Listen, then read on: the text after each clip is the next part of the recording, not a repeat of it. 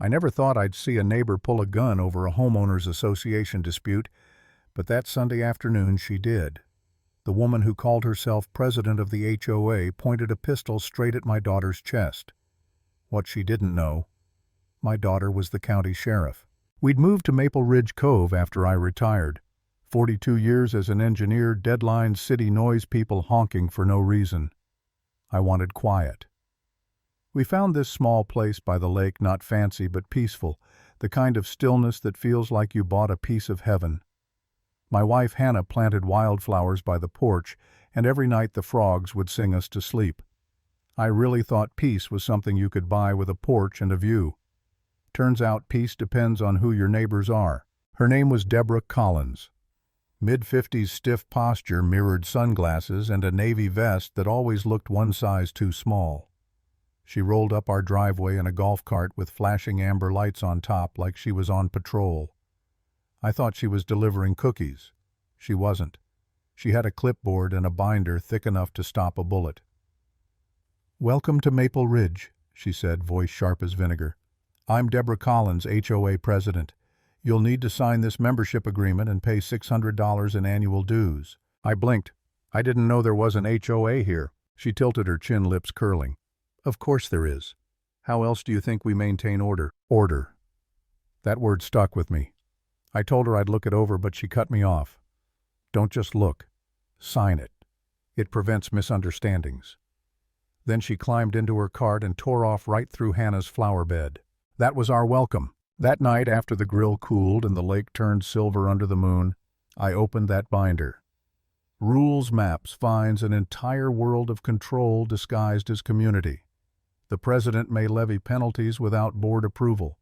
All shoreline properties fall under HOA jurisdiction. Except ours didn't. I checked our deed. It was recorded before the HOA ever existed.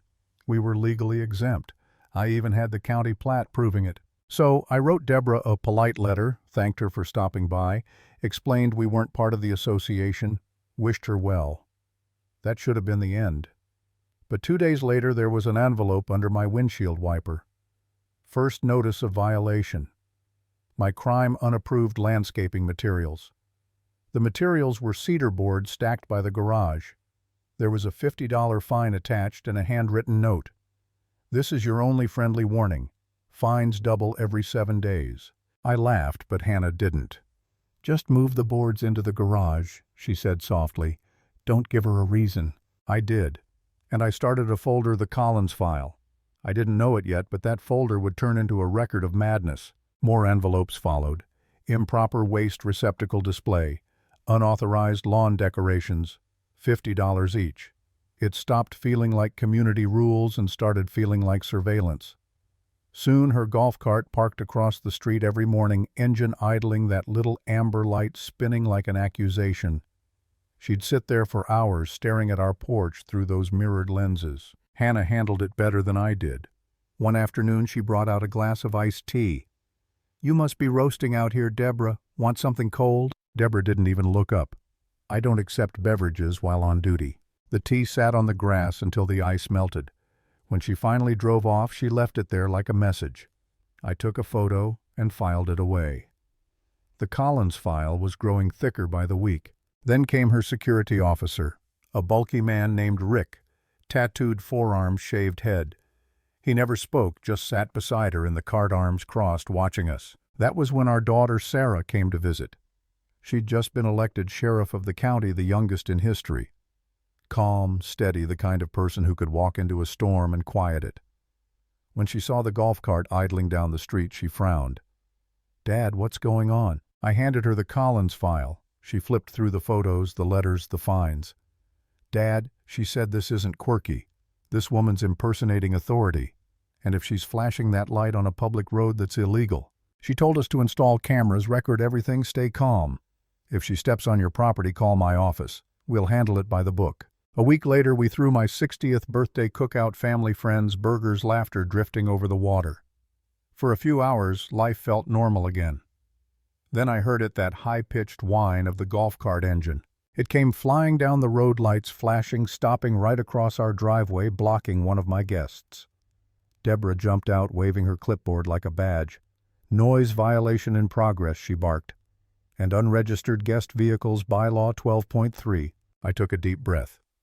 This is county property, Deborah. Please move your cart. This is private community land, she snapped. Sarah stepped down from the porch, hands in her pockets. Hi there, she said evenly. I'm his daughter. Is there a problem? Deborah's eyes narrowed. You one of them too. Think you're above the rules. Which county ordinance are we violating? Sarah asked. It's not a county ordinance, it's HOA law. Then it doesn't apply here, Sarah said calmly. And blocking a public road. That's an actual offense. They stood there staring each other down. The party had gone silent. Hannah's hand was trembling against my arm. Eventually, Deborah scribbled something, snapped a photo of a license plate, and sped off. Sarah sighed. Dad, this is going to escalate. She was right. 2 weeks later, we got a letter from the county zoning office. Someone had filed a complaint claiming we'd built an unpermitted dock. The dock had been there since the 70s. I spent 2 days digging up old permits, receipts, photos, even a builder's invoice from 1971. I sent it all back and the complaint was dismissed. But I knew exactly who had filed it. That night, for the first time, I felt tired. Not angry, just drained. I looked at the stack of envelopes, the cameras, the notebook full of timestamps. Hannah was asleep, the lake outside calm as glass. And I wondered, what if I'm wrong? What if resisting her is making things worse? Maybe I should have just signed the damn form. Maybe it's my pride keeping this war alive. But then I opened the drawer and saw that melted glass of iced tea, the one she'd refused. I remembered Hannah's face that day, kind, patient, trying to make peace. Deborah had crushed that small act of kindness, and something inside me hardened. No, I thought, this isn't about pride. It's about people like her believing they can control everyone else. The next morning, Sarah called with news. She dug into public records. Turns out the Maple Ridge HOA had lost its nonprofit status 2 years ago. Deborah had been collecting thousands of dollars in dues under a name that didn't legally exist. She wasn't a president, she was a fraud with a clipboard. So I wrote a letter to every homeowner. Calm, factual, no insults. I attached the county records, the expired paperwork, and ended with one line, "For the good of our community, transparency and lawful governance serve us all." We mailed it Friday morning. By Sunday, the neighborhood was buzzing. People whispering, cars slowing down, neighbors standing in driveways reading copies of my letter. And then I heard it again, that angry roar of the golf cart engine. Deborah came flying down the road, binder clutched in her hands, strobe light flashing like an alarm. She didn't stop at the curb. She drove straight onto our lawn, tearing through Hannah's flowers again. "You!" she screamed, waving the crumpled letter. "How dare you spread lies about me?" "Deborah," I said, "you're trespassing. Leave our property." "This is my community," she shrieked. "You're destroying it." Behind me, I heard the kids down by the dock go silent. Sarah was still by the water towel around her waist, hair dripping from a swim. She started walking up the hill. Deborah's voice cracked. "You think you can turn my neighbors against me?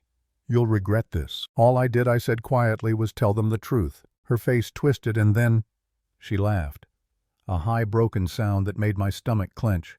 She reached behind her back. The gun came out so fast I thought my mind was playing tricks on me. "Hands up," she shrieked, pointing it not at me but at Sarah, who was now standing barefoot on the driveway, sunlight glinting off the lake behind her. Time froze. I couldn't breathe. Sarah's voice cut through the air, calm and steady. "Ma'am," she said, "put the gun down.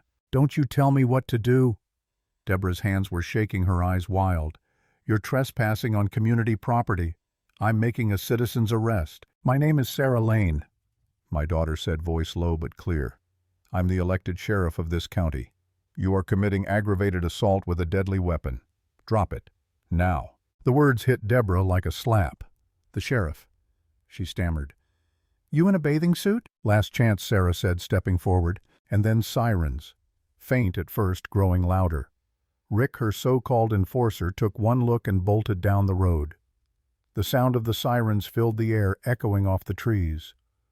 Deborah's arm trembled. I was just trying to—" "Drop it," Sarah barked. The gun clattered to the ground just as 2 patrol cars came flying around the corner lights, washing the trees in red and blue. "Sheriff, you okay?" one deputy shouted. "I'm fine," she said, eyes still locked on Deborah. "Secure the weapon. Take her into custody." They moved fast.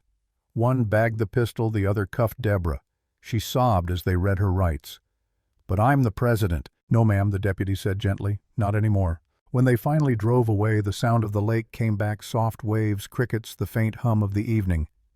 I just stood there staring at the torn grass, the crushed flowers, the echo of what almost happened. For months that woman had terrorized us with letters, fines, rules, and threats. But it ended not with paperwork, not with yelling, just calm, steady authority from a barefoot woman with a badge. Later that night, Sarah filed her report. The cameras had caught everything: the trespassing, the gun, the confrontation. The next morning, Deborah Collins was charged with assault with a deadly weapon impersonating a public official, fraud, harassment. The list went on. She was banned from coming within 500 feet of our property. Within weeks, she sold her house and left town. The HOA, her fake little kingdom, was dissolved. The neighbors rebuilt it legally this time. Democratic, transparent, no golf cart patrols, no random fines taped to windshields. I never joined. I told them I'd rather fix docks than politics. But I kept the Collins file. Every photo, every notice, even that melted glass of tea. Not out of bitterness, but as proof. Proof that peace doesn't mean weakness. Because sometimes keeping the peace means standing your ground with evidence, with patience, with people who refuse to be bullied. And if there's one thing I learned from all of this, it's that rules don't make a community. Decency does.